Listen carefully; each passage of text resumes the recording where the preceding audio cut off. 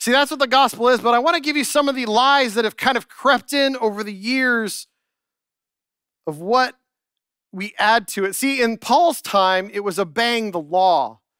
Well, they shifted from that simple truth of God loves, so he gave, to, oh, but you've got to follow all these rules. You've got to obey the law. You must be circumcised. You have to obey the Sabbath. You have to do all these things. Let me give you some things that the gospel is not. You must worship God in certain days and in certain ways. That's not the gospel.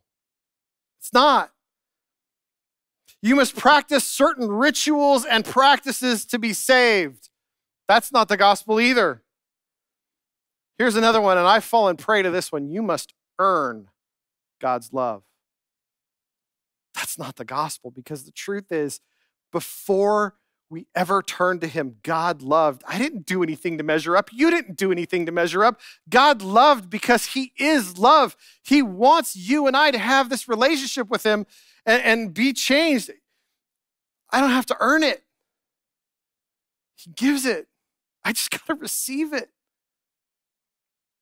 Here's another one. Your sin stops God from loving you. Let me say that one again. Your sin stops God from loving you. That is not the gospel.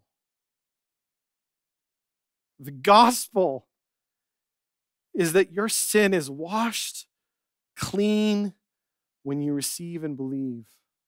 He died for that, to set you free from that, to give you a life, not just in heaven, but here and now.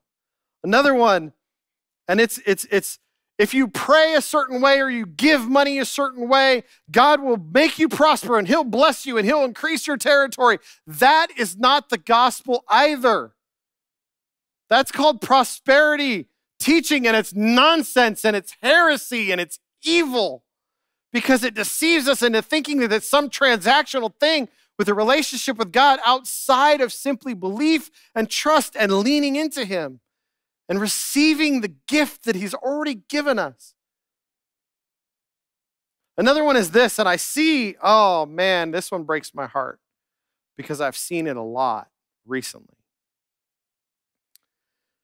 I've seen it in memes. I've seen it in people's inspirational quotes on their news feeds on Instagram. And I want to say this carefully because I want to point it out. The truth is in you. All you have to do is dig deep and you will find everything you're looking for. That's basically claiming that you're God. But we're not. And it's not true, because when I dig deep into myself, you know what I find? I find that stuff, that bad news. I find the sin. I find the brokenness. I don't find the good. And the moment people start finding good, you know what they're doing? They're comparing themselves to someone else and saying, I'm not as bad as so-and-so. I'm not as bad as this person. I'm not as bad as that one. Let me be clear though. See, we also need special revelation about God. That's the point of the Bible. It's him giving us his heart and saying, here, this is who I am. This is my character. This is what I think about you. This is what I feel about you.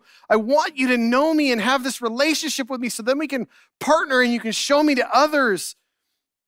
We need that. I can't find that in myself. I have to find it in the Bible. Not only that, is that I don't find good inside of me until I receive his Spirit. And then guess what? I find good